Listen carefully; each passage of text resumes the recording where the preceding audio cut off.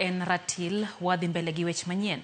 Josiasa maketo sirkal tesre koro oseyo jatend piny Kenya William Ruto ka giwacho ni kuom thuolo mar higni 3 mosebedo e telo oserocho chal mar sectors mopogore opogore anyato mago mag somo, thieth kod ohala. Josiasa go moriwo koda kama ne en jatend piny Rigathi Gachagua kod ogai mar Wiper Democratic Front Kalonzo Musyoka olose gwenge ma Kayole, Buore, Nairobi, Limuru kod Makwini. Watoto umesema wapigwe risasi kwa mguu. Biashara zote zimeharibika.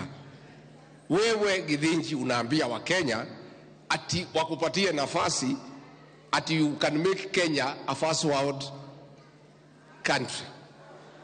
How?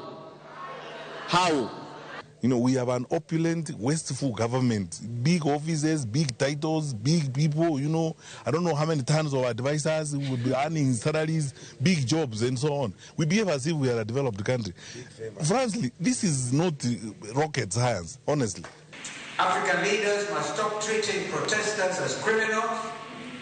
In the case of Kenya, in the case of my own country, a senior counsel went out there, PLO, next to community maximum prison, to enter and defend young Kenyans who are charged under Prevention of Terrorism Act.